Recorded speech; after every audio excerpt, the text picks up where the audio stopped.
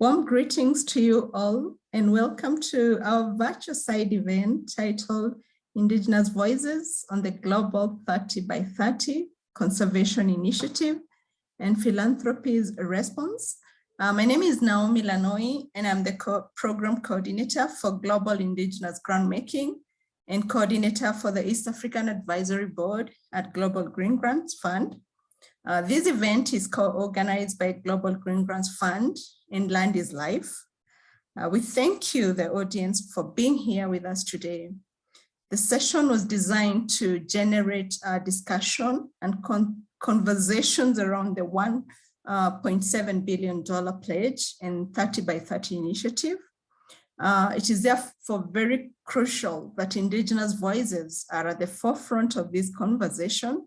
And we're excited to have a group of international panelists with us today who can speak to and share their unique perspective. The session will be conducted in English. We are offering French, Spanish, Indonesia, and English interpretation, as well as live transcription in English.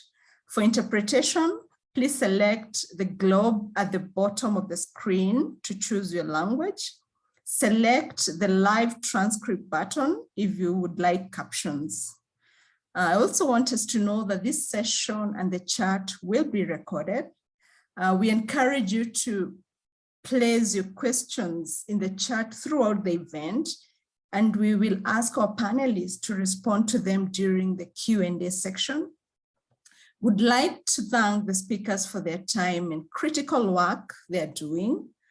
I'm pleased to now introduce you to our moderator, Suzanne Benale, who is the Executive Director of the SWIFT Foundation.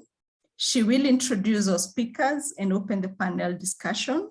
But before then, Suzanne Benale is Navajo and Santa Clara Tewa. She's from the community of the Shiprock, New Mexico on the Navajo Nation. Suzanne is the Executive Director of the SWIFT Foundation, which is a private independent grant-making foundation dedicated to supporting and funding Indigenous peoples in their local communities who are protecting biocultural diversity, stewarding regenerative land practices, and promoting local economies based on the traditional Indigenous values and methodologies. She's a strong advocate for the rights of Indigenous peoples and sees upholding and unconditionally supporting Indigenous peoples' rights and self-determination as central to the work of the philanthropic organization. Suzanne also serves as the chair of the board of directors for the International Funders for Indigenous Peoples. I now hand over to Suzanne. Suzanne, thank you. Thank you, Naomi. Good morning, good evening, good afternoon, whatever time zone our audience is in. I welcome everyone, including the panelists, to this session. As introduced, my name is Suzanne Benale. I am Dene and Santa Clara Tewa.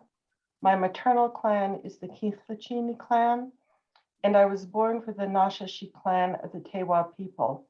I am from Shiprock, New Mexico, as Naomi mentioned. I'd like to open up this session by just framing a few issues to provide a context for understanding the purpose of this panel today. Target 3 in the first draft of the post-2020 biodiversity framework, referred to as the 30 by 30, calls for 30% of the planet to be placed in protected areas and implementing other effective area-based conservation measures by 2030. While this global initiative gains support as a measure to ensure that 30% of the planet is placed in, quotes, protected areas. As Indigenous peoples, we should have deep concerns about, one, the Western-centric framing of conservation and protected areas, the historical impact of conservation models, i.e. fortress conservation, on Indigenous peoples, the continued threats, violent impacts of conservation models on Indigenous peoples today, the funding structures tied to decisions, policy, control, and power, and how the complexity of intersecting issues of biodiversity, climate, inequality, and rights are being addressed or not as part of the initiative. These are core drivers to where we are today with these issues.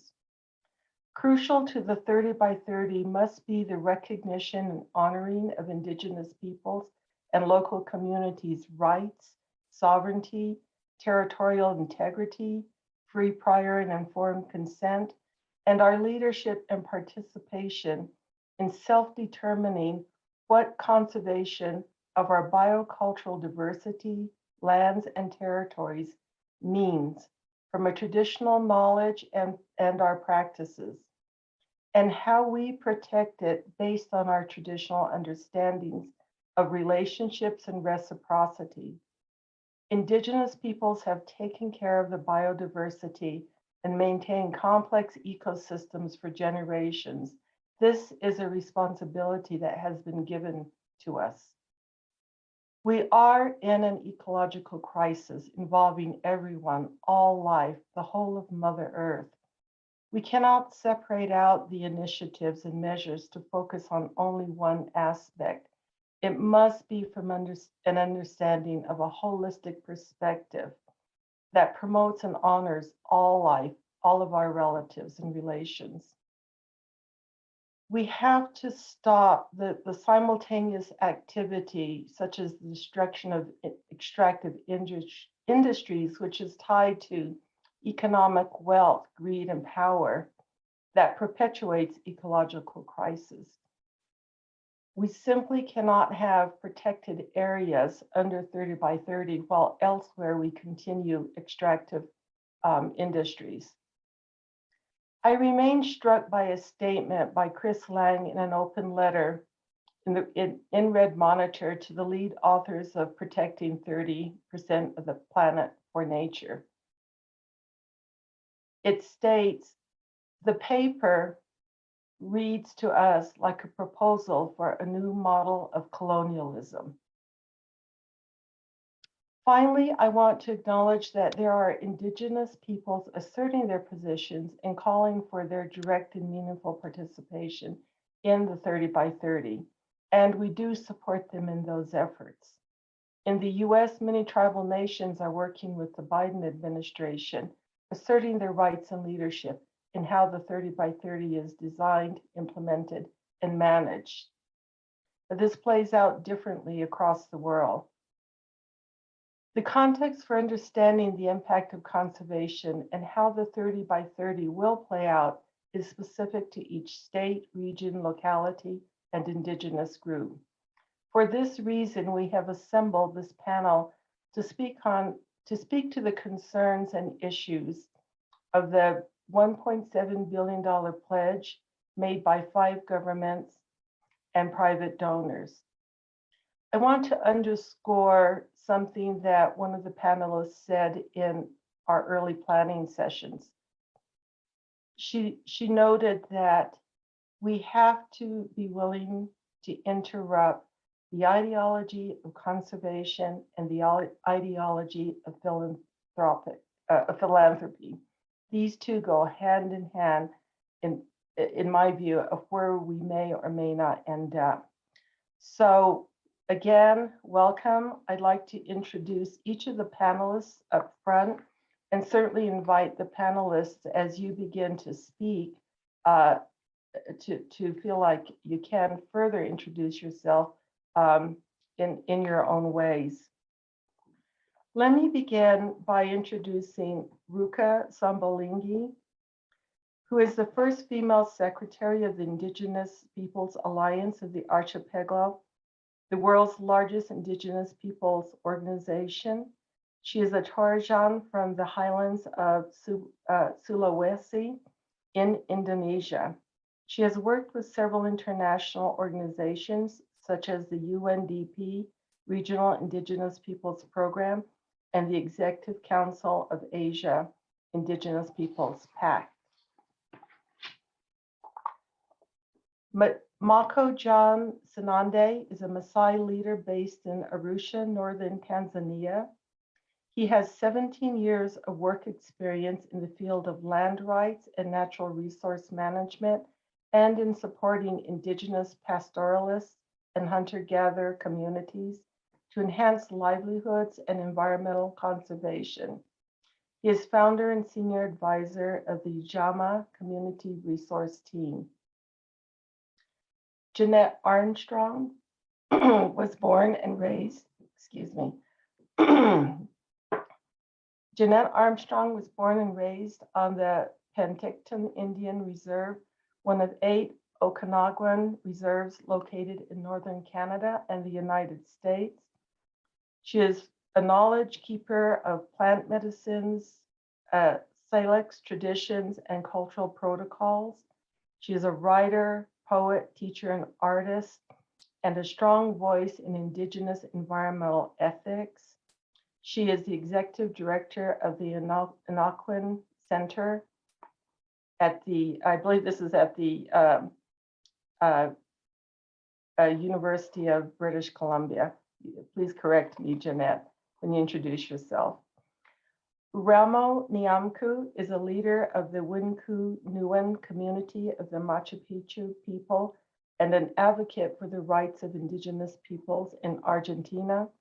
She has participated in the creation and organization of various institutions for the rights of Indigenous peoples and the Confederation of Indigenous Peoples and Women of Argentina. Shapiang Naningo Seisan is an Indigenous leader from the Wampis Nation in the Peruvian Amazon rainforest. He has more than 30 years of experience in defending communal territories. Shapiang has served as the first president of the Regional Organization of Indigenous Peoples from the Northern Amazon of Peru, secretary of the Interethnic Association for Development of the Peruvian Rainforest, and currently as technical secretary of the Autonomous Government of the Wampis Nation. I'd like to welcome all of you as panelists. And as we move forward, please be reminded that this is a relatively short session and keep your remarks within 3 to 4 minutes. So our format today is that I will pose questions and provide opportunities for all of the panelists to address the questions, followed by a Q&A. So let me begin with the first question. I ask that all panelists please respond to this. This is a set of questions around why have previous conservation models not achieved desired goals? How will the 30 by 30 model address the gaps or not? What are some of the consequences of the framework to Indigenous communities? Will the 30 by 30 model fit into your country regional conservation policies? And I'd like to invite Jeanette to lead us off, followed by Mako, Ruka, Relmu, and Shapiang. Jeanette? Good morning. I'm speaking from the Okanagan Territory, and just give one greeting in my language.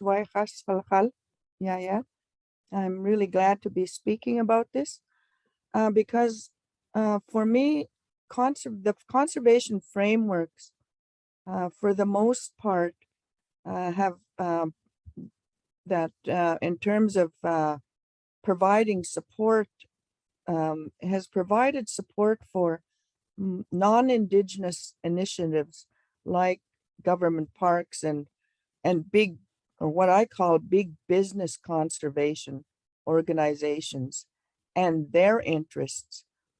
And it has not worked well and is not working well as the list of species at risk continues to decline and damages to land and water increases.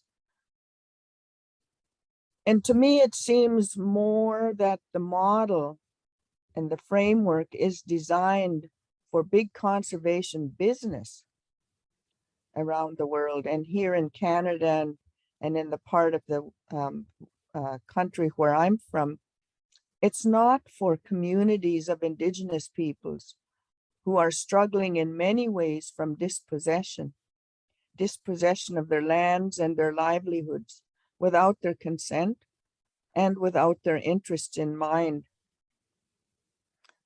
And as a result, conservation models which are not based in protecting the rights of Indigenous peoples and ensuring sustainable land use as a valuable conservation model by Indigenous peoples, even though research clearly shows that when they're engaged in their lands, in the way that they engage with their lands, their care is best.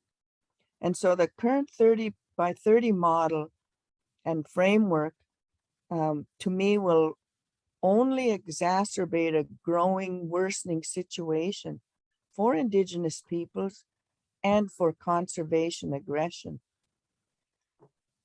While Canada has initiated programs such as the Indigenous Protected Conservation Area program and the Indigenous Guardians programs, the process is top-down. It's designed to serve and protect settler economic interests. And we can see that from all the tensions related to Indigenous traditional peoples protecting their homelands from pipelines and mining and so on. And they serve to remove and limit Indigenous land use, and they defend settler development interests against Indigenous peoples' assertions of sovereignty and control over their territories and waters. Indigenous peoples in Canada and key biodiversity areas are continuously impacted and managed through those kinds of initiatives. For example, Canada has set the target in 2010 to reach 17% of lands and waters protected by conservation 2020.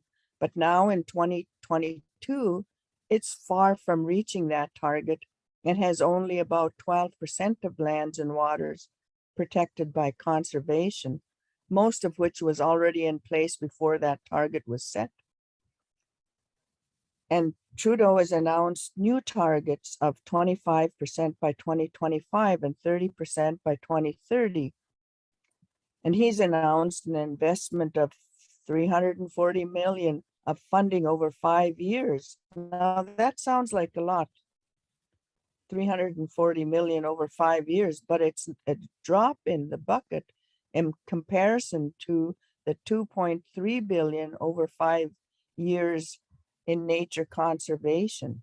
So the $340 million for Indigenous leadership is an indication of the disparity that I see that is there, and we will continue to see exponentially increase over the next 5 years, and in aggression over Indigenous people's lands without Indigenous people's participation in decision making. Thank you. Thank you, Jeanette. Mako? Good morning, good afternoon. As I was introduced, my name is Marco and I come from Tanzania. I'm happy to be part of the discussion. I just want to explain the model of conservation that we have today.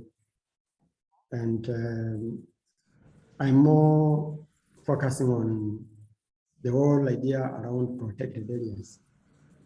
And the way I'm seeing protected area and how it is practiced is creating the separation between human or Indigenous people and conservation. This has been a very critical challenge of conserving without people.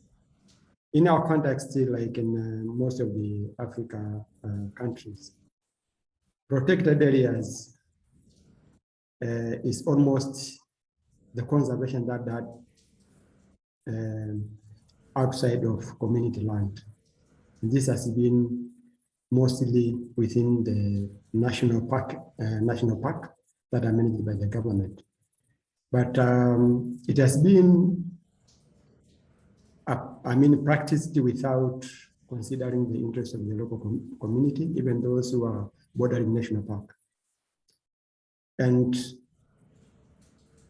in Tanzania, for instance, we have two models of conservation. There is a community-based conservation that we trust and more inclusive. But the protected area model, which is practice exclusion, exclude people from the conservation, and even expanding beyond those areas that are supposed to be controlled by the government. If you talk about Serengeti National Park,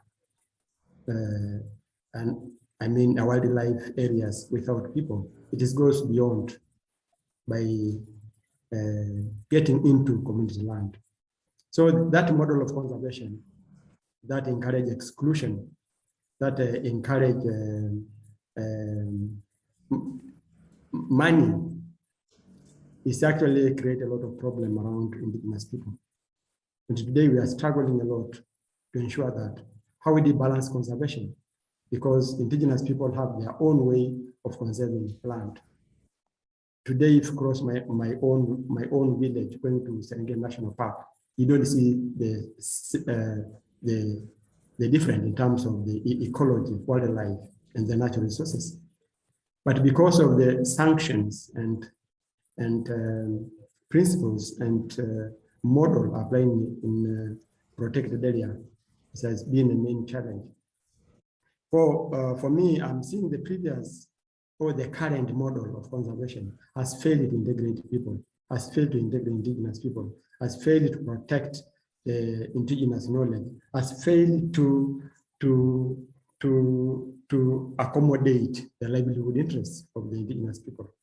And even today, if we talk about 30 by 30 initiative, with the same principle, with the same model, it will continue to threaten the livelihood of the people. It will continue to lead to eviction. It will continue to lead to food insecurity.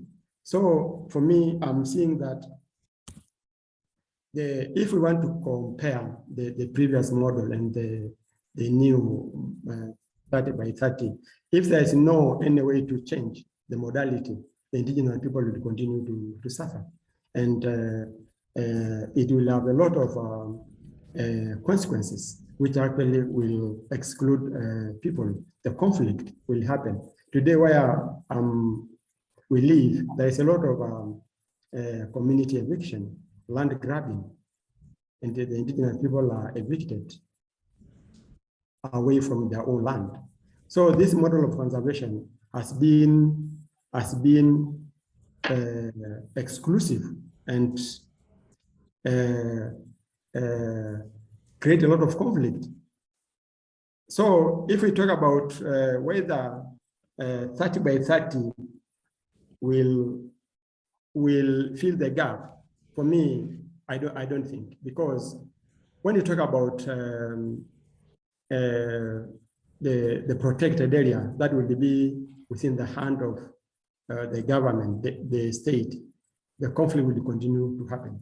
So it needed to be regulated, unless otherwise, community land where people live in our context, given the ability or the community are empowered to be able to address their own conservation model. Thank you. Thank you, Mako. Ruka. Ya, Bong Imelo, selamat malam buat semua dimanapun kita berada. Selamat pagi, selamat siang, selamat sore. Tadi sudah disampaikan bahwa model yang ada sebelumnya itu sudah terbukti gagal untuk menghormati dan melindungi hak masyarakat adat. Bahkan konservasi selama ini sudah menjadi bagian dari kolonisasi terhadap masyarakat adat, menjadi bagian dari sejarah hitam masyarakat adat. Kita di mana-mana ya, di Amerika Utara, di Afrika, di Latin Amerika, dan termasuk kami yang ada di Asia. laporan khusus laporan dari Victoria Corpus, pelapor khusus PBB sudah menunjukkan itu ya. Selama 2 periode beliau secara khusus menunjukkan bagaimana konservasi, model-model konservasi itu sudah merampas wilayah-wilayah adat, menghilangkan mata pencaharian, dan bahkan terjadi kriminalisasi dan pembunuhan serta pengusiran masyarakat adat besar-besaran atas nama konservasi. Jadi model yang ada sekarang ini yang masih menjadi arus utama sampai sejauh ini itu memang sama sekali jauh dari penghormatan terhadap masyarakat adat. Belum lagi kalau kita bicara tentang kedaulatan masyarakat adat atas hidupnya, atas wilayah adatnya, atas sumber daya alam yang ada di dalam wilayah adat. Nah, meskipun respon terhadap laporan pelapor khusus PBB ini berbagai organisasi konservasi besar internasional menyatakan komitmen untuk memperbaiki diri, tetapi paling banyak itu masih di atas kertas, masih sebatas komitmen, dan justru masih banyak sekali kekerasan yang kita dengar dari berbagai pelosok penjuru dunia sampai hari ini. Dan di Indonesia juga tetap terjadi. Kalau kita bicara tentang framework untuk region di Asia, tidak ada. Justru Asia ini menjadi negara anggota PBB yang paling gigih menentang dan menyangkal Indigenous Peoples. Ya, ini nasib kami selalu seperti itu, setiap saat disangkal oleh pemerintah kami, oleh negara kami sendiri, bahwa tidak ada Indigenous Peoples di Asia. Dan hari ini saya baru mendengar pemerintah kami juga mengatakan demikian. Nah, jadi kami di Asia masih pada level yang itu, belum lagi pada kebijakan konservasi. Di Indonesia itu justru meskipun Aman sudah memenangkan gugatan di Mahkamah Konstitusi yang mengatakan bahwa kami punya hak atas wilayah adat kami, termasuk dalamnya hutan adat kami, tapi sejauh ini justru baru sekitar 60.000 hektar wilayah adat yang dikembalikan kepada masyarakat adat dalam bentuk hutan adat. Nah, yang terjadi justru berbagai undang-undang yang ada, termasuk undang-undang konservasi, undang-undang lingkungan hidup, dan undang-undang untuk menghentikan kerusakan, pencegahan dan pemberantasan pengerusakan hutan, itu justru digunakan untuk pertama menyingkirkan masyarakat adat dari kawasan-kawasan itu, kemudian juga terjadi kekerasan termasuk di dalamnya kriminalisasi, dan itu masih terus terjadi. Saat ini ada 2 kasus yang sedang terjadi di Indonesia. Itu salah satunya di Flores ya, meskipun pemerintah kami mengatakan bahwa mereka mempunyai konservasi gaya baru. Bahkan saat ini ada model baru yang disebut sebagai kemitraan konservasi, itu justru menjadi strategi oleh pemerintah untuk tidak mengembalikan wilayah-wilayah adat yang selama ini diklaim sebagai kawasan hutan oleh pemerintah. Jadi diiming-imingi dengan yang namanya kemitraan konservasi, supaya bermitra, supaya tidak perlu menuntut tanahnya kembali. Nah, itu yang terjadi di Indonesia. Nah, bicara tentang dampaknya, kalau masih menggunakan konservasi seperti yang ada saat ini, maka pastinya akan berdampak lebih buruk terhadap masyarakat adat. Ada yang mengatakan bahwa 30 by 30 ini justru akan menjadi perampasan wilayah adat besar-besaran atas nama konservasi. Itu yang banyak sekali yang menyatakan demikian, dan justru akan menimbulkan perampasan terhadap wilayah adat yang semakin meluas ya untuk mencapai target 30 by 30. Saya sebenarnya ingin menantang kita semua, kenapa harus 30 by 30 saja? Karena konservasi seperti bagi masyarakat adat, konservasi itu bagian dari gaya hidup, bagian dari nilai hidup, bagian dari cara hidup dan tradisi sehari-hari dalam hal apapun. Jadi sesungguhnya seluruh permukaan bumi ini harus menjadi wilayah konservasi. Semua orang lifestyle-nya justru harus konservasi. Jadi ini ada beberapa hal yang menurut saya menjadi masalah penting. Pertama, ideologi konservasi yang masih sangat kolonialistik dan justru menjadi alat untuk menyingkirkan masyarakat adat dari wilayah-wilayah adat. Saya pikir begitu, kawan-kawan semua. Terima kasih. Thank you, Ruka. We'll move on to Relmu.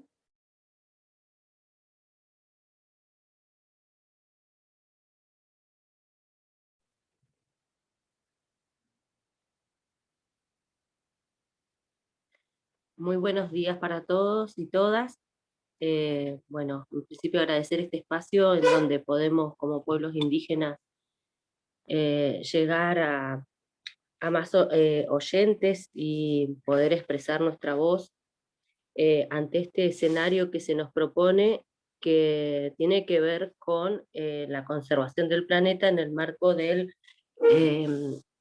30 por 30, en donde bueno, se pretende una conservación del planeta, en donde se pone en disputa la vida y la cosmovisión de los pueblos indígenas del mundo.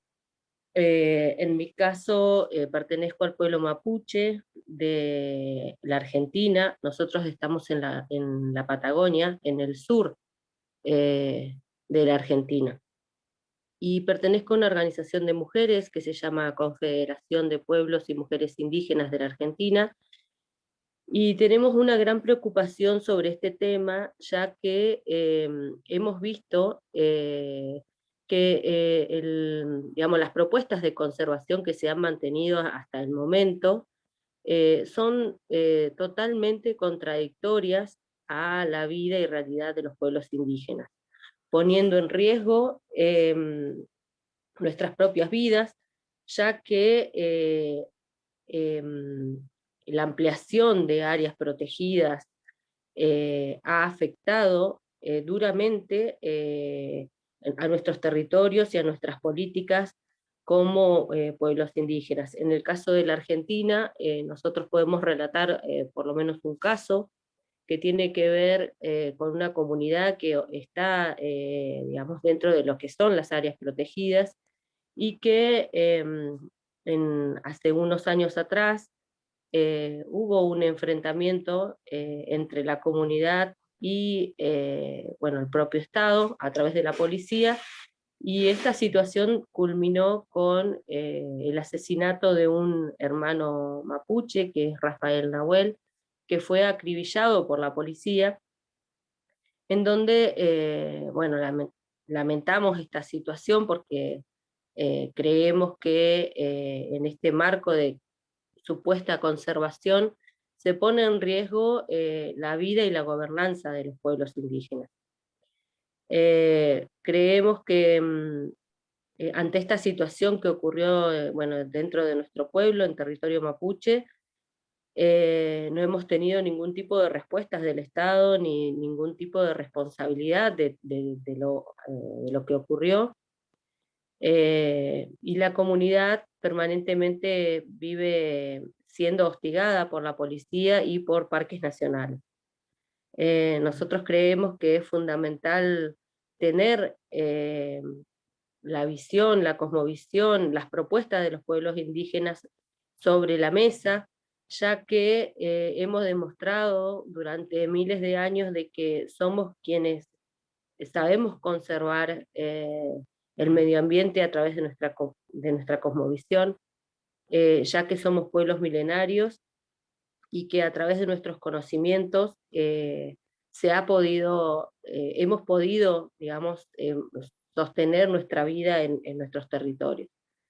Por eso de que creemos que es una propuesta que se ve hacia afuera como muy buena o muy innovadora, pero realmente para nosotros los pueblos indígenas es una gran preocupación la ampliación y la creación de nuevas áreas protegidas, porque en este marco se ha generado también la persecución de líderes referentes de nuestras comunidades, que hoy bueno, tienen que atravesar juicios o tienen que atravesar situaciones de persecución de sus familias, y en el peor de los casos el asesinato de muchos de ellos. Por eso de que creemos que es alentador poder escuchar a otros hermanos y hermanas de distintas partes del mundo sobre esta realidad que nos toca vivir, y también exigir a nuestros estados que la participación de los pueblos sea real, sea efectiva, y que sea a través de los mecanismos que nosotros como pueblos indígenas proponemos.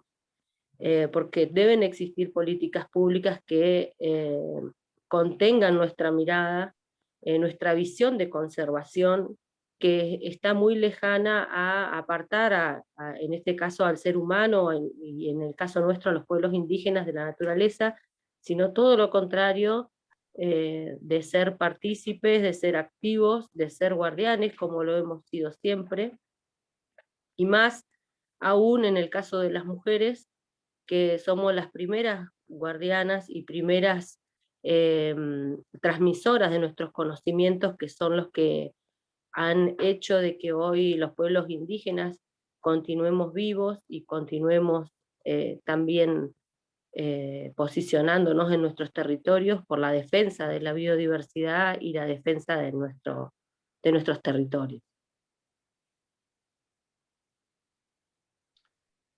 Thank you, Ramu. And Shapyang, if you would close this first discussion on the first set of questions.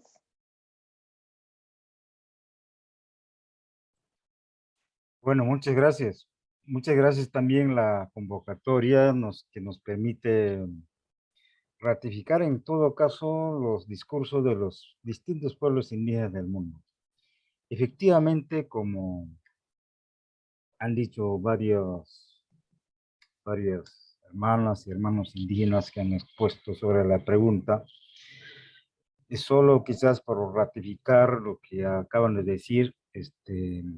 Yo pienso que después de una, digamos, reflexión colectiva de la Nación PIS, lo que viene sucediendo es la ideología occidental en general, en el mundo global, el pensamiento occidental, pensamiento de superioridad racial, que inició de repente hace 1000 años o 2000 años, ratificado en la etapa en la vida de ilustración europea y vigente actualmente con esta misión de ganar más dinero, tener o ser más millonario de parte de los empresarios del mundo, etcétera, es digamos, las neuronas que funcionan en los gobiernos del mundo, ¿no? Y entonces, yo pienso que, visto así, esta ideología va a continuar arrasando la naturaleza hasta extinguirla en su totalidad, ¿no? Y los pueblos indígenas, con nuestros discursos, prácticamente no nos hacen caso los estados, los gobiernos del mundo se reúnen en las Naciones Unidas, en las COP, etcétera, en los foros mundiales, para hablar lo que hacen, lo bueno de conservación, etcétera. Y aquí viene la estrategia errática de los gobernantes del mundo respecto al tema de conservación, ¿no? Para ellos quizás es la estrategia necesaria, digamos, importante, efectiva, el tema de conservación a través de creación de áreas naturales protegidas, incluyendo a muchas instituciones dedicadas al tema de conservación, sin mencionar ningún nombre, ¿no? Y expulsando, prohibiendo a los vivientes, a los naturales, precisamente a los cuidadores de la naturaleza, excluyendo, expulsando de sus territorios para crear áreas naturales protegidas, ¿no? mientras que los estados nacionales en su país vienen arrasando a través de las empresas, ¿no? Grandes áreas de donde viven los pueblos indígenas, ¿no? A través de monocultivos, empresas petroleras, minería de todo tipo, gas, etcétera, etcétera, petróleo, no sé si mencioné. Bueno, en fin, es la, digamos, la ambición, digamos, económica de los países, ¿no? Por eso decía que una ideología global y la política económica de los países pobres, donde están las bondades naturales, los territorios conservados por los pueblos indígenas, y entonces hace que como una especie de doble moral de los países, una hipocresía global de los gobernantes cuando se reúnen en los foros internacionales, hablan de lo bonito que hacen, y hemos visto que las áreas naturales protegidas no son efectivas, por lo menos en el Perú no es efectiva porque el Estado cuando ve que hay maderas finas en área protegida, oro o gas, lo que hace es borrar con un codo sus leyes y concesionar esa área, no interesa si es área, digamos, de los pueblos indígenas o áreas protegidas. Y eso es digamos, a eso llamo doble moral, ¿no? A ellos llaman cuidar la naturaleza a través de ANPs, lo que no sucede eso. Finalmente, yo creo que la estrategia que las Naciones Unidas viene implementando, es decir, 30 por 30, es decir, cómo es que los países, ¿no? De manera hipócrita deciden conservar la naturaleza que a su vez viene destruyendo, ¿no? Supuestamente hay, mencionaron 1,5 millones de dólares para, digamos, para aportar para el tema de conservación, ¿no? Yo pienso que la estrategia más efectiva sería que dar ese poder, digamos, reconocer esa capacidad, digamos, capacidad ancestral de los pueblos indígenas, esa capacidad de conservación cultural que llamamos cultural, efectiva, cultural, en todo sentido, digamos, de la palabra, esa creatividad de los indígenas, ¿no? De vivir conservando de manera armoniosa. Ese reconocimiento efectivo de los países haría que esta plata que mencionan llegue hacia los pueblos indígenas para que podamos implementar nuestros programas educativos, de salud, incluso de conservación con más eficacia, haciendo uso, digamos, bondadoso de la naturaleza, y nos daría, digamos, esa capacidad, reforzar esa capacidad, ese sistema de conservación efectiva, ¿no? De la naturaleza y a perpetuidad, diría yo, ¿no? Sin embargo, pues eso no sucede.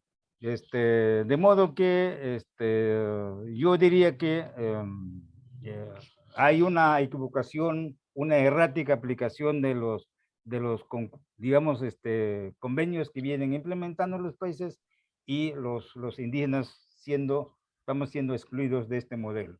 Muchas gracias. Thank you, Chapiong.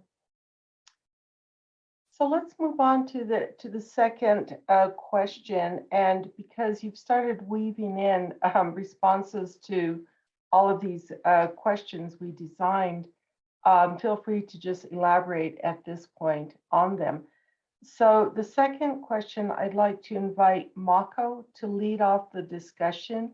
And in the interest of time, maybe invite two or three panelists to do quick 1 to 2 minute responses. So the questions here are, what will 30 by 30 mean for power dynamics, equity, equality, and engagement in the stewardship and government of affected seascapes and landscapes? How must the recognition of land rights and customary land tenure ownership of Indigenous peoples and local communities living in and around important biodiverse ecosystems be a core strategy in conservation? How must FPIC and the human rights accountability mechanisms be a part of all conservation measures and drive the conservation plans and processes? So please feel free to respond to any aspect of those questions. So Maku. Thank you again, and I'm happy that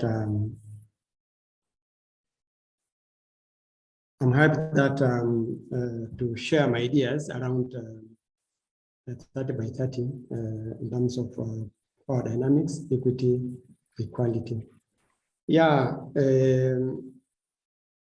the challenge and that I'm seeing, and it is important that we try to determine how this will affect the indigenous people, is how the decision of the indigenous people will be considered in terms of conservation.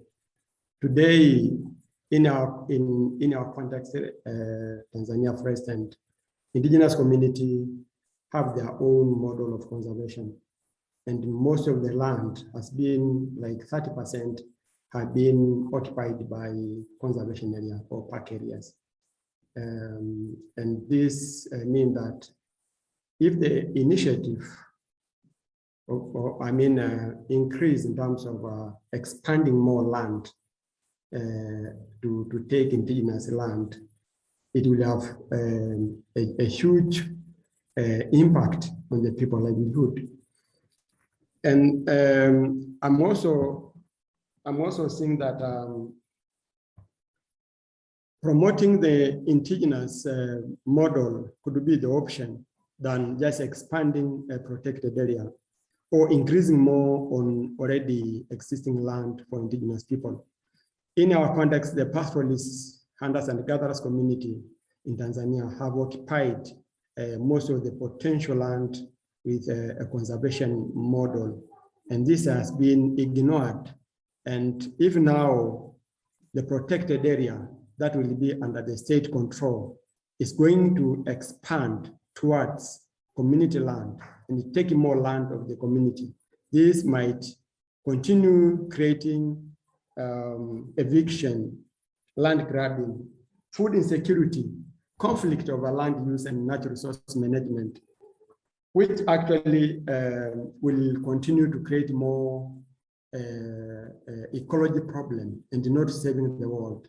Because if today you undermine the right of pastoralism, which means land, livestock, and family, and then you force them to start another new livelihood systems, maybe contrary to pastoralism. So this might affect the indigenous people and the pastoralists, hunters and gatherers. And I'm seeing that it is important that to consider the issue of policy, because the policy, the conservation policy, continue to be the main threat that promote this model of conservation that actually affect the entire community, the entire legal framework. Today in our country, we have the land law, which govern community land. But because of the overlap of the conservation policy, of the wildlife policy, the community found themselves out of their land, simply because the promoter of conservation are powerful in terms of politics, in terms of money. They are able to exclude people from their own land. So promoting 30 by 30 initiative and the targets, this might continue to underline the right of the indigenous people. So it is important that we start thinking around the legal framework, the policy that actually favor the indigenous people. We're proud today because of the work that has been done by indigenous community through their indigenous knowledge, the wisdom, where they have been protected their natural resources, the wildlife. are coexisting with the life of the pastoralists in Tanzania today. So if you start to create a gap between the coexistence, excluding people, this will continue to affect the local community.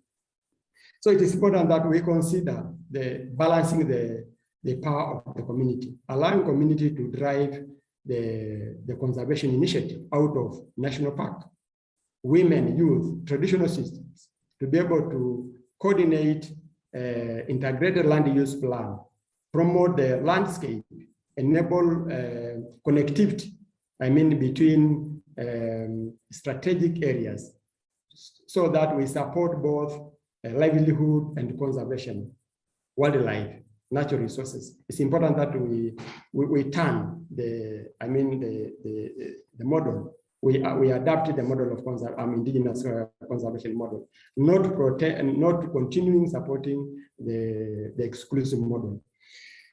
Another important thing is building the capacity of indigenous people. It's crucial that the indigenous people capacity to be promoted. We know the indigenous people are expert of their land and natural resources. It is important that we acknowledge and also supporting their capacity in terms of creating the balance between livelihood and conservation, which actually is continuing now. So we want to see how this model of conservation be more human-faced and not wildlife-oriented or another model that excludes people. So for me, I'm seeing indigenous people, hunters and gatherers, the Maasai, the pastoralists, are able to continue in promoting indigenous knowledge. We know that they are out of protected area. So, and also they provide the connectivity between national park to national park. They are living between. Thank you. Thank you, Mako. Let me invite just two other responses. So who would like to offer a response? Suzanne, I have a short one. Sure. Go ahead, Jeanette, then Ruka. What I see is that it's less likely that governments will suddenly transform because they protect corporate interests. So it will be incumbent on the philanthropy community to change that model globally and to ensure that the framework does engage in the protection, empowerment, and implementation of indigenous conservation in their own livelihood realities. Yeah. Thanks. Thank you, Jeanette. Ruka? Ya, terima kasih sekali lagi. Kita kan tadi sudah bicara tentang masalah dan konservasi dampaknya luar biasa buruk terhadap masyarakat adat. Yang perlu kita lihat saat ini karena kita sedang mengalami krisis, maka kita harus bicara dari potensi, ya, kontribusi masyarakat adat. Studi mengatakan bahwa 80% biodiversity yang tersisa di bumi saat ini itu karena perlindungan yang dilakukan oleh masyarakat adat dan komunitas lokal. Akan tetapi sesungguhnya hanya 10% dari permukaan bumi ini yang dimiliki oleh masyarakat adat yang kemudian diakui secara hukum, secara sah. Artinya bahkan 80% yang ada saat ini itu bahkan ada yang disebut sebagai illegal di occupations karena belum diakui secara hukum di negara masing-masing. Dari 80% ini kita tidak bisa menganggapnya sebagai hal biasa karena 80% yang tersisa ini itu dijaga dengan darah dan air mata. Jadi ketika perusahaan-perusahaan dengan izin pemerintah merusak bumi ini, masyarakat adat dan komunitas lokal masih menjaga. Kita harus berangkat dari sini, ya. Target 30 by 30 ini justru harus melihat bagaimana yang diutamakan adalah rekognisi, pengakuan dan perlindungan terhadap masyarakat adat supaya itu kita bisa melipat gandakan apa yang masih tersisa saat ini. Jadi konsep-konsep konservasi yang selama ini merusak itu justru harus dibalikkan. Jadi perlu ada proses dekolonisasi terhadap ideologi konservasi yang ada saat ini, dan justru menyerahkan kembali framework dan kerangka kerjanya kepada masyarakat adat dan komunitas lokal untuk bisa dilipat gandakan. Nah, kalau kita bicara kapasitas, tidak perlu dipertanyakan. Kapasitas masyarakat adat itu sudah terbukti. Sudah terbukti sehingga hanya perlu direkognisi dan kemudian perlu didukung untuk terus diperluas. Bukan justru mengambil wilayah adat yang untuk menambah target konservasi dan menyerahkannya kepada orang lain, apakah itu oleh negara, oleh pemerintah, ataukah itu oleh korporasi dan lembaga-lembaga konservasi lainnya. Jadi ini perlu dibalikkan peran konservasi dari sisi caranya harus secara masyarakat adat, dan kemudian masyarakat adat dan masyarakat lokal yang harus diberikan penghormatan hukum, kepastian hukum, dan kemudian membolehkan membuat masyarakat adat dan komunitas lokal bisa secara efektif membantu kita semua, karena ini bukan hanya tentang masyarakat adat dan komunitas lokal yang akan terlindungi, tapi seluruh umat manusia yang ada di muka bumi ini. Jadi ini harus menjadi kerjasama, gotong royong di antara semua, baik dari donor maupun dari pemerintah gitu, dan masyarakat adat yang justru sudah terbukti melakukan salah satu yang disebut dengan pelaku konservasi terbaik yang ada saat ini. Saya pikir demikian, dan FPIC dalam hal ini kita bicara tentang penghormatan masyarakat adat, hak-hak masyarakat adat termasuk di dalamnya FPIC, karena FPIC adalah bagian dari governance-nya masyarakat adat ketika berhubungan dengan pihak lain. Dalam hal ini kita bicara tentang proyek-proyek konservasi. Nah, FPIC harus dilihat sebagai paket yang utuh, yaitu hak kolektif masyarakat adat untuk berdaulat, mengambil keputusan atas kehidupan sendiri melalui musyawarah adat, dan sekaligus ini bisa menjadi alat untuk measurement, untuk mengukur indikator-indikator dari konservasi tersebut. Jadi kalau kemudian misalnya indikator priornya tidak terpenuhi, itu bukan FPIC. Kalau kemudian keputusannya dipaksakan time frame-nya dan kemudian tidak melalui musyawarah adat, maka itu pasti bukan FPIC. Dan sekaligus di sisi lain, FPIC ini menjadi perangkat yang sangat efektif untuk mencegah konflik. Karena kalaupun terjadi masalah yang lahir di kemudian hari, tapi karena sudah ada FPIC, maka masyarakat adat akan merasa bagian yang akan bertanggung jawab, karena itu adalah hasil dari keputusan bersama melalui musyawarah adat. Jadi saya pikir hal mendasar yang seperti ini harus kita kembalikan jika kita ingin mencapai yang disebut dengan 30 by 30 itu. Terima kasih.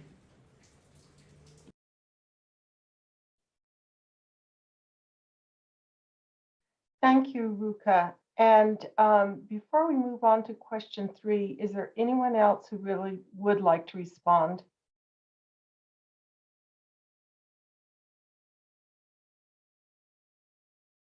Okay. So let me pick up on Jeanette, your statement that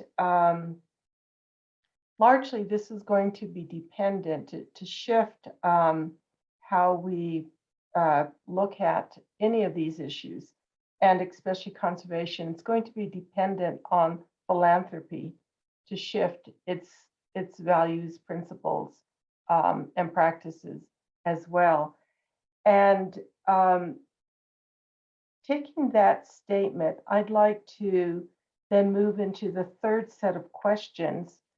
How can the unprecedented US $1.7 billion commitment contribute productively to the goals and agendas of Indigenous peoples movements, and what are the risks? What are the values that should underlie the distribution of these resources? what mechanisms can be promoted to guarantee the participation of Indigenous peoples at all levels of decision-making in the 30 by 30 initiative and the recent US $1.7 billion pledge. So I'd like to invite Ruka to lead off the discussion for these questions. Ya, terima kasih sekali lagi. Jadi tadi kita sudah bicara tentang perubahan besar di dalam konsep dan cara melakukan konservasi, dikembalikan kepada pelaku konservasi yang yang sebenarnya, yaitu masyarakat adat. Sekarang kita bicara tentang dana. Jika yang tadi kita diskusikan merubah paradigma konservasi secara fundamental, maka uang 1,7 miliar US dollar ini justru akan menjadi senjata pamungkas untuk memusnahkan masyarakat adat, untuk memperburuk situasi masyarakat adat yang disebut sebagai target-target konservasi. Nah, selama ini ada studi yang sudah menunjukkan bahwa meskipun ada dana yang katanya dikomitmen untuk masyarakat adat dan komunitas lokal, laporan RFN, Rainforest Foundation Norway, menunjukkan bahwa ternyata yang sampai di kampung, yang sampai di masyarakat adat itu hanyalah tetesan-tetesan saja. Hanya sedikit sekali yang sampai ke masyarakat adat. Kenapa persoalannya seperti ini? Persoalannya karena lagi-lagi, pertama ada kapasitas. Jadi banyak sekali yang mengatakan bahwa kapasitas masyarakat adat tidak ada. Itu tidak benar. Ini ada masalah pertama, kapasitas yang dipaksakan. Ya, selalu disebutkan bahwa tidak punya kapasitas. Kapasitas yang dipaksakan oleh donor-donor sebagai persyaratan saat ini itu memang kapasitas yang sangat asing buat masyarakat adat. Sehingga tidak akan mungkin memenuhi yang disebut dengan persyaratan-persyaratan administrasi itu. Ketika masih bicara donor dengan persyaratan-persyaratan seperti itu, maka bahkan bicara capacity building pun, sebesar apapun dana untuk capacity building, itu juga tidak akan efektif. Kenapa? Karena justru akan memisahkan, lagi-lagi memindahkan konsentrasi dan energi masyarakat adat dari melakukan konservasi, menjaga bumi, menjaga kita semua, menjadi pelaku administrasi proyek-proyek. Jadi ini justru berbahaya. Yang harus kita lakukan sekarang adalah kita harus melihat kerangka 30 by 30 ini sebagai kerja sama semua. Harus ada relasi yang seimbang, yang setara antara donor dengan masyarakat adat. Kontribusi masyarakat adat jangan diletakkan sebagai resipien. Jadi yang disebut dengan donor dan resipien sesungguhnya tidak ada. Karena donor yang punya uang dan masyarakat adat yang punya pengetahuan, yang punya kemampuan untuk melakukan konservasi, itu juga donor. Jadi relasi ini harus diletakkan kembali pada posisi yang sesungguhnya, pada posisi yang setara. Kemudian dari situ harus dibangun sebuah pola kerjasama yang saling percaya, trust. Itu menjadi paling penting. Kenapa? Karena donor-donor ini kebiasaannya adalah sebelum memberikan uang sudah mencurigai. Ya, kau pasti akan mencuri uang saya. Kau pasti harus membuktikan bahwa kau tidak akan mencuri uang ini. Ada hyper accountability. Masyarakat adat belum apa-apa sudah dicurigai akan mencuri uang, dicurigai akan korupsi. Nah, ini semua harus kembali diluruskan. Karena kalau tidak, kita akan terjebak dalam lingkaran setan yang sama, di mana dukungan untuk melakukan konservasi tidak akan pernah sampai ke kampung. Hanya sampai ke kampung tapi sedikit sekali. Nah, kami di Indonesia saat ini KPA dan Walhi, kami sedang membangun yang disebut dengan mekanisme pendanaan langsung, direct funding mechanism untuk masyarakat adat dan komunitas lokal. Dengan pengalaman kami bekerja sebagai organisasi masyarakat adat dan komunitas lokal, kami percaya bahwa kita perlu sebuah mekanisme yang sederhana, yang bisa langsung diakses oleh orang kampung. Kita tentukan sendiri prioritasnya, bisa menjawab persoalan-persoalan di kampung-kampung, di wilayah-wilayah adat, dan kemudian kita tetap harus bertanggung jawab untuk memastikan akuntabilitas, transparansi, dan efektivitas daripada efisiensi daripada penggunaan dana-dana ini. Jadi direct funding mechanism yang selama ini disuarakan oleh masyarakat adat dalam beberapa puluh tahun terakhir itu justru harus dimaterialisasikan. Jadi yang sekarang ini terjadi itu belum seperti itu.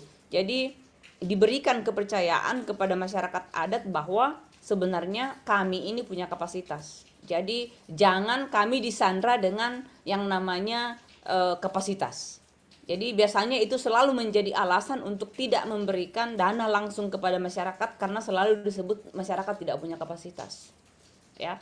Dukungan-dukungan diberikan dengan penuh kepercayaan justru untuk memastikan kapasitas masyarakat adat untuk terus merehabilitasi, untuk terus melakukan konservasi, itu justru yang diperlukan. Saya pikir begitu Susan, terima kasih banyak. Thank you, Ruka. And let me invite here perhaps Xiaopiang and Ramu to just give much briefer responses. Sí, a mí lo que me gustaría aportar en este punto es de que para nosotros siempre es una preocupación el tema de los recursos, ¿no? Porque los recursos es la posibilidad de llevar adelante nuestras propuestas, nuestros objetivos, nuestros proyectos. Creo que es muy bueno poder pensar de que para un proceso de conservación que tenga como base la cosmovisión de los pueblos indígenas, es fundamental poder contar con recursos. Ahora, creo que es importante ver los requisitos que muchas veces se ponen o que se tienen para poder acceder a esos recursos. Lamentablemente, en muchos de los casos, las comunidades, organizaciones de pueblos indígenas, no contamos con toda la información o toda la documentación que muchas veces se solicita para acceder a esos recursos.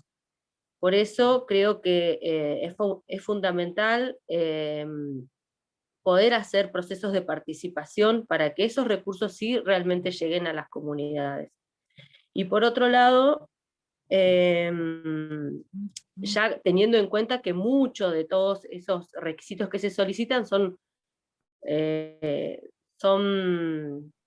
digamos, impedimentos que muchas veces ponen los propios estados y que son desconocimientos o negación de los estados mismos hacia esas comunidades para que podamos tener la documentación digamos, al día o la documentación como se solicita para poder acceder a esos recursos. Y por otro lado creo que también es necesario que no haya intermediarios. Muchas veces se cree que los pueblos indígenas no estamos capacitados para la administración de recursos.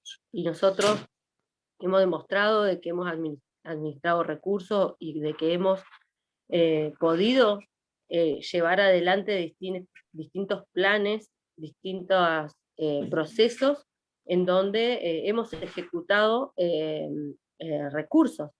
Entonces creo que eso debería tenerse en cuenta porque muchas veces dependemos de intermediarios para poder acceder a los recursos, porque bueno, se tiene como esta,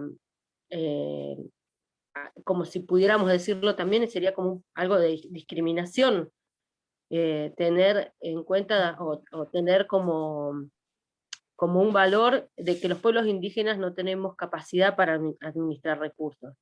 Creo que eso es algo fundamental a la hora de pensar en un proceso de financiamiento justamente para la conservación de nuestra biodiversidad, de nuestra naturaleza, de nuestro Gualmapu, como decimos nosotros los mapuches, de nuestro territorio, pero hay que tener como esos puntos bien claros para que podamos realmente acceder a estos recursos. Thank you. Thank you, Ramu.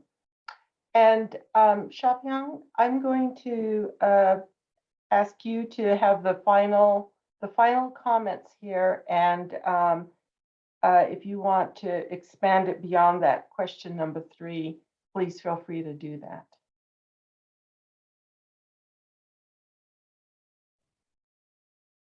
¿Me permiten? Yes. Gracias. Muy breve. Yo pienso que los países nos están engañando.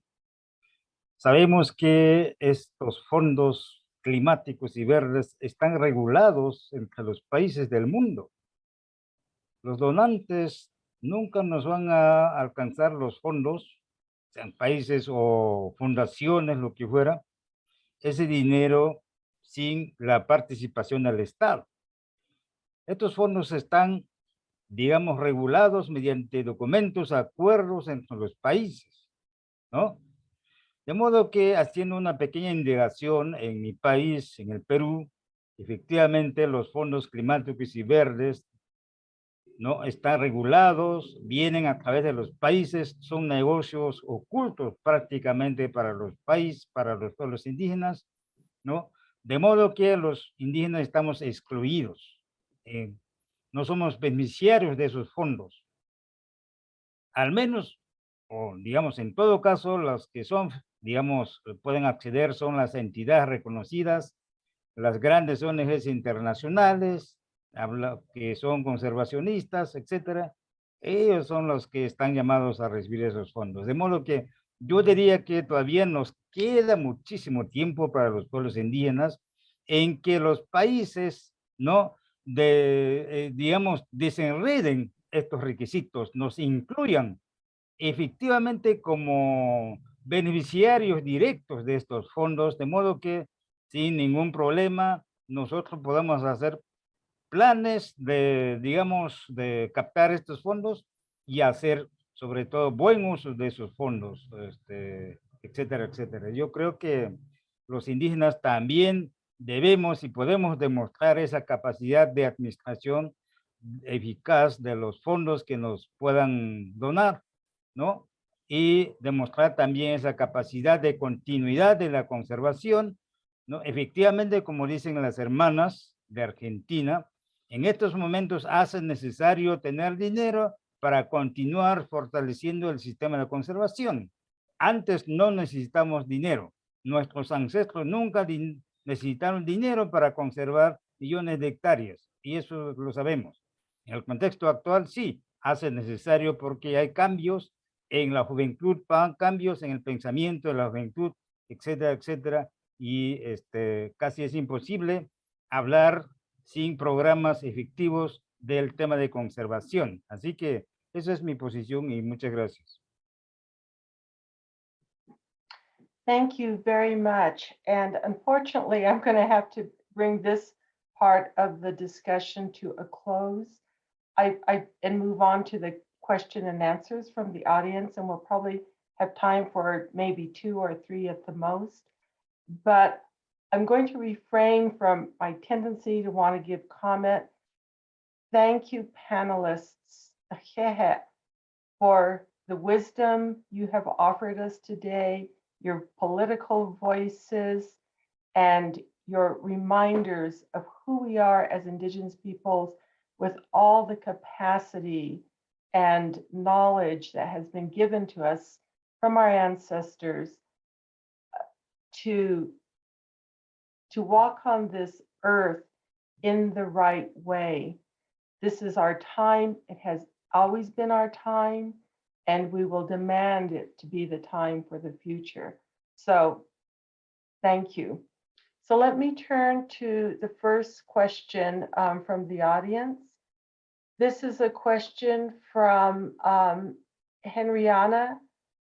I'm going to mispronounce this. Hatarawijaya from Indonesia.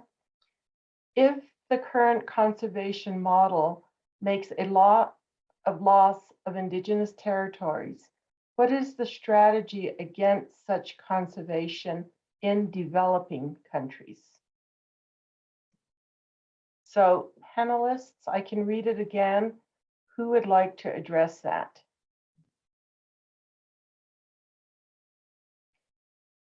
If the current conservation model makes a lot of loss of indigenous land territories, what is the strategy against such conservation in developing countries?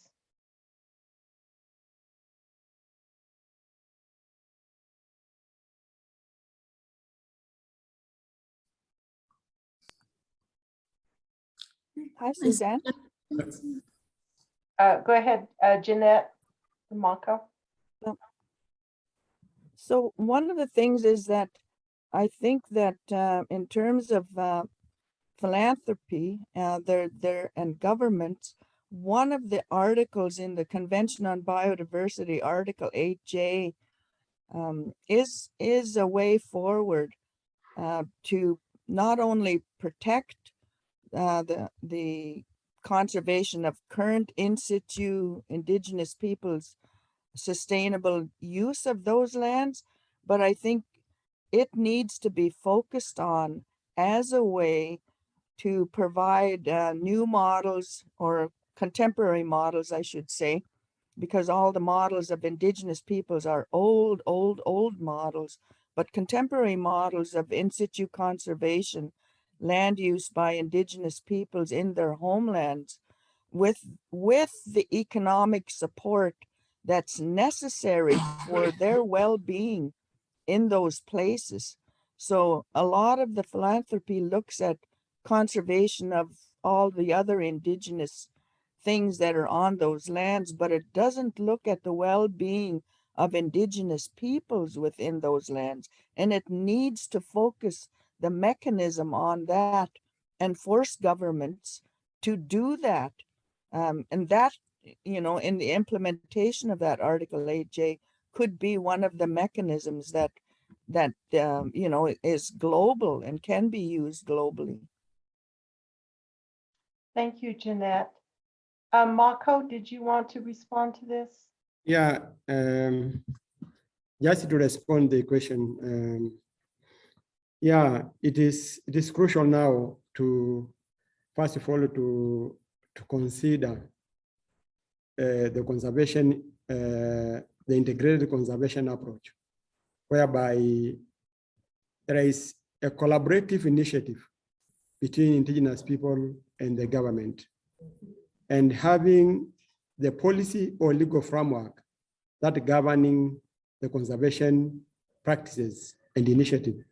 And it is important that the conservation initiative consider the three main values: social value, economic value, and ecological value. Those are important things to be considered, because continue creating a separation, a gap, will continue to affect the indigenous people, and not just indigenous people, even the conservation initiative. So I think it is important that the future initiative to integrate conservation with human face.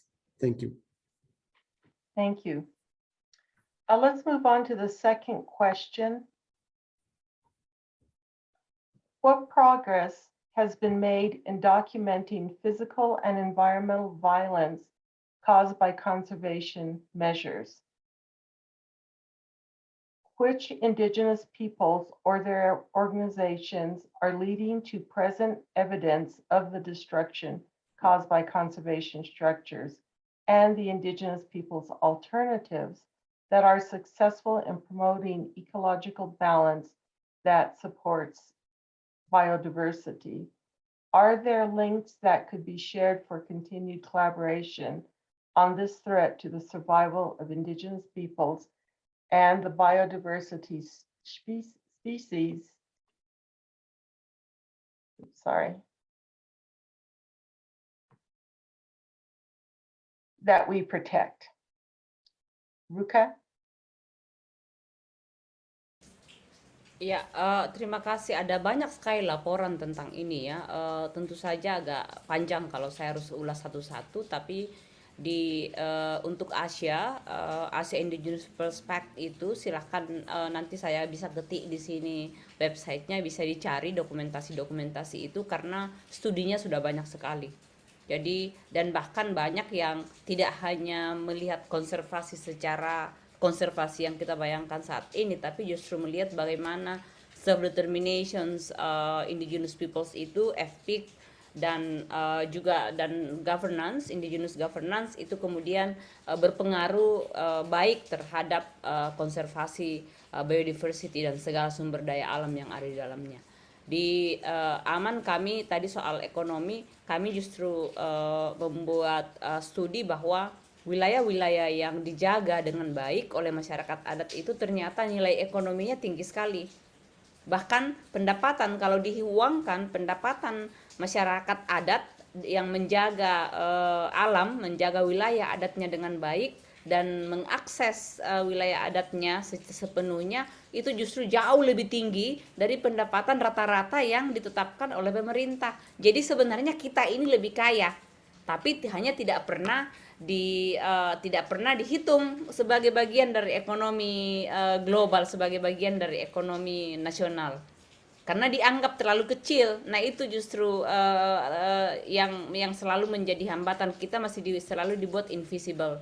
Dengan sengaja kita tidak dihitung.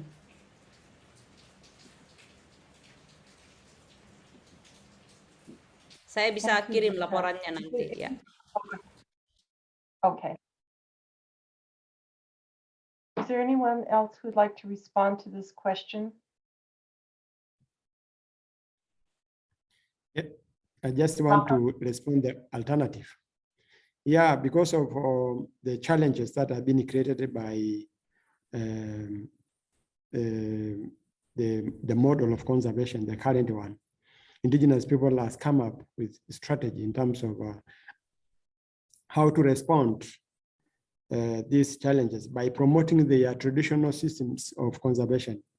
And this become one of the strategies that can help them to influence and promote the indigenous conservation model, like establishing land use plan, participatory land use plan, mapping out indigenous land. And this is a way to influence alternative way of addressing the model. I can share this strategy later on. Thank you. Thank you, Mako. At this point now, I would like to turn the session over to Naomi, who will close. Naomi? Sorry, I was muted. Thank you so much. I would like to express my appreciation to the panelists and Suzanne, the moderator, for their valuable contribution to this side event.